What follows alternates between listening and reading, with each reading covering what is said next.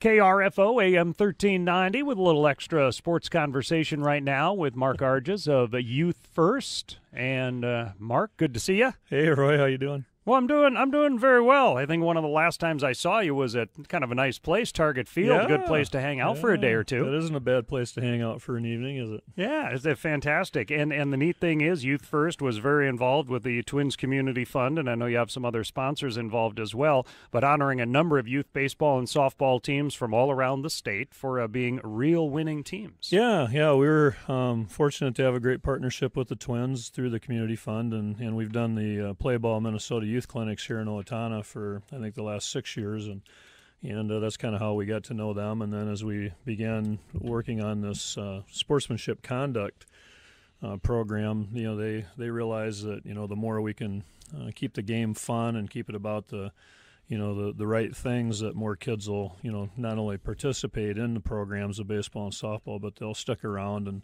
and stay part of that program longer. And then they know that the longer you have a positive experience as a player, no matter when you stop or start, whether you play through junior high or high school or college, whatever it is, the longer that's a positive experience, that correlates into how long they're a fan as an adult too, which is kind of an interesting way to look at it. So a little bit of the details on the real winning team and what kind of acceptance and interest you've found when you've talked to other organizations about doing this. Yeah, well, we actually started doing this, I think about 4 years ago, working with Huskies Bullpen Club locally here in Owatonna, and the idea was, how can we change the culture around the competitive environment, not only the tournament environment, but the league environments, getting the officials and the coaches involved. So what we did was we came up with a formula, after every game during the summer, the travel teams, which are ages 11 to 15-year-olds here locally, we get an email from the umpire that gives us a conduct rating on the Owatonna teams, and now it's expanded. They even tell us about the visiting teams too. But the idea was that we kind of put everybody on notice that, hey, listen, somebody's watching, and let's make sure we keep our competitive energies in check and make it about the kids having a great experience. And then we've tried to empower the officials and the coaches to work together to ensure that happens. And it was interesting, the first year that we did it, it got better right away. I think just because people knew somebody was paying attention to it, and that's part of it. And then I think the other thing is we were constantly reminding them, so we tell, when we do the kickoff meetings in this early summer, we tell everybody, hey, listen, this is the expectation, and then through the summer we kind of kept an eye on it, and then we make it a big deal when everybody does the right thing at the end of the year. So that's what's been pretty cool about it. And then we've put it now into the tournament environments where we look at the number of games that teams play during the course of a tournament weekend, and what happens is after every game, the umpires pick teams that meet that conduct standard that we've put out there. And so as long as they hit 75% or more in the selections from the umpires, and it's a non-bias, we don't pick them, the umpires do, then we recognize them as real winning teams. And so we go to their hometown and do a formal presentation with the parents. We talk to the kids about conduct and character, and the parents, which is important to keep them, they have to realize they're part of the team. They really are. Because the season doesn't happen without them, and so this award doesn't happen if they aren't part of the solution either. And so that's what makes it neat, I think, is it's the kids, the coaches, and the parents all working together for the right thing. And so we had 53 teams recognized at Target Field over the course of the 2 nights from all over southern Minnesota, actually all over Minnesota, really, from St. Cloud, and even we had a team from Brainerd come down. So it's pretty cool. Now, I know I would imagine, and I see you have a sheet, an article there about umpires and referees, and I would think it's more fun for them as well. If sportsmanship is better, I would think the umps and the refs have a little bit of a more fun experience as well. Yeah, and that's part of the equation. This article I've got in front of me was in the Star Trib, and the high school league has been running a campaign, as you know. I think the latest one was thank an official, or whatever they called it. But Kevin Merkel, who's in charge of all of that for the high school league, talks in here how there's research that shows that sportsmanship issues are really at the top of the list when it causes officials to quit officiating in any sport. And the problem we have right now is you've got guys that have done it for a long time. They're pretty mature, and you kind of, after you've done it a while, you get a little thick-skinned to some of that stuff. But the younger folks coming in, it's harder to not only get them engaged, but to keep them, because they won't stick around very long if the environment is not good and positive. And that's what's happening, is it's gotten so bad in the youth levels.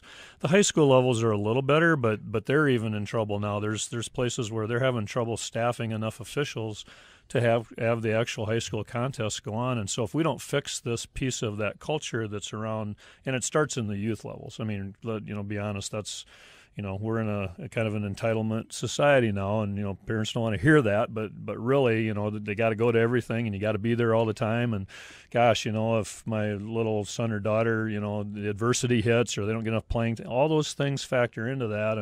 And so we kind of get caught up in the moment, I think, is what happens most of the time. You just kind of get caught up in the moment, and then you say something maybe you wish later you wouldn't have said, or, you're kind of talking, and it's weird, because as an official, I know in baseball, when you're umpiring behind home plate, it's kind of strange, but you hear about everything. I mean, it's just really weird. So, you hear all this stuff, and these younger folks that are coming in, they're high school or college kids, and they aren't equipped to be able to have that conversation with that parent or coach that's really kind of crossed the line, and so they just quit. And, they won't come back. And that's a problem, because we're losing more at the top, retiring out, than we are getting in at the bottom with new folks. And you don't really get paid all that much. Most of them are there because they love the game.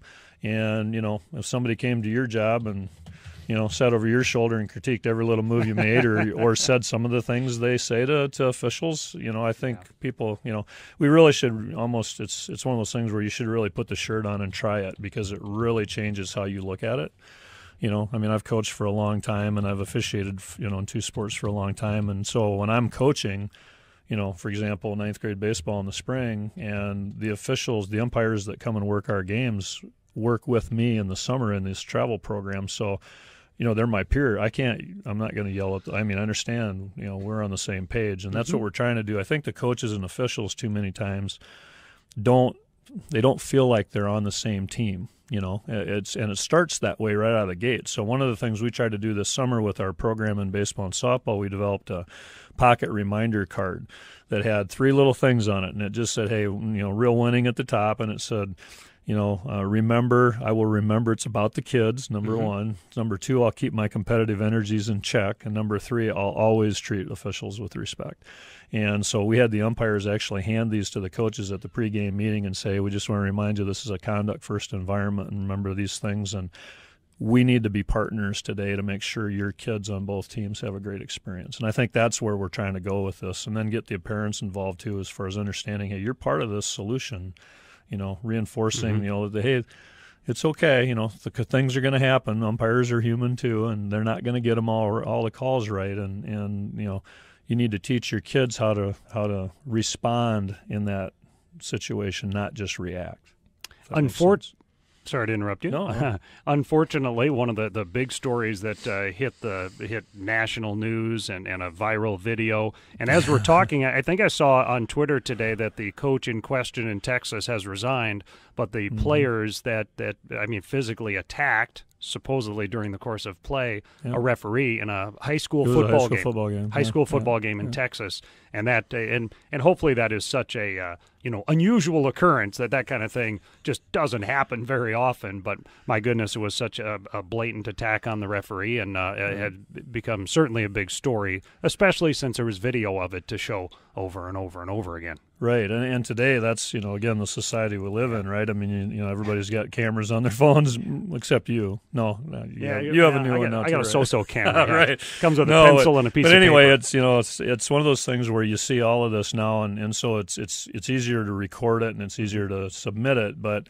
ultimately what happened there was, it was obviously, it looked blatant in the video, and now the coach has come out, and the assistant coach that had resigned had come out and said the comments that he made to the players, everybody felt He didn't directly tell them to do it, but the insinuation or what the players picked up out of that was the action that they. And so, when we talk about conduct and character, they're definitely tied together, and that's why this program that we're trying to run, we want to reward the right conduct, because that is flowing directly out of the character of the players, the parents, and the coaches. If you're doing it right, you've got a foundation that will say, hey, I'm making the right choice here. And that's the thing we have to realize as adults. We're all part of it. We need to solve this. It's not very seldom is it the kids. They're reacting to the things that we're teaching them up through this process, right? So when they start out and they're little kids, I've been to, I'm a wrestling coach too, and so you go to these wrestling tournaments and you see a little kid that's, barely tall enough to get to my waist, and he's carrying a trophy that's 2 feet taller than he is. What message did you just send him, right? The trophy is more important, and that's the thing, is we got to realize in these youth, development leagues is what it's supposed to be about. Is it's about teaching them how to, get the skills to play the game and compete. That's all part of it, but it's about teaching them how to become a great person and a great teammate, and how to work hard and have discipline, and how to respond in those situations when it gets tough, because it's gonna. Life is tough. It just is, right? So we need to teach our kids through that process how to make those choices. That's the life lesson that's got to come out of that. And what happened in this situation was evidently the coach said some things that taught the wrong lesson, because the kids reacted from what he said. Yeah. And doesn't mean that they're not accountable. They need to be held accountable too. That's the other part of this as well. Now, mommy and daddy, hey, yeah, your kid did do that. It's on video. Yeah. So it's not their fault. They own it too, mm-hmm. but the coach needs to own it as well. And so we need to figure out, how do we set the right example? How do we reward the right things? How do we hold people accountable to the things that aren't right? And I think there's more good than bad out there, but unfortunately it is continuing to happen. It's getting worse. There was another article, just last week, there's a kid in California in football rubbed, icy hot into another kid's face during the game. And then I was reading as I come over, there's a kid in Tennessee just this week that hit an official in a football game the other night, and they're saying that was maybe inadvertent, but again, it's just all this stuff continues to go on, and we got, at some point we have to draw the line and say, what are we doing here? Why are we doing this? Because at the end of the day, if it's not about who these kids become as adults, then we shouldn't be doing it. Mark Arjes with Youth First. Maybe a final mention or a plug for for the website or any other notes on this? Yeah, it's youthfirst.com. So it's youth and then 1ST, the numeral 1ST.com. And you'll see, some of the information on our program out there. We talk a lot about conduct, character, and community. That's really what we're about, connecting all of that, from a values-based perspective. And there's also one of the videos. I know you've got our videos from Target Field up on your website too, and we appreciate that. So, we're going to continue now and hopefully go in. We're working with the Owatonna Youth Football Program with Tim Trulson Park and Rec right now.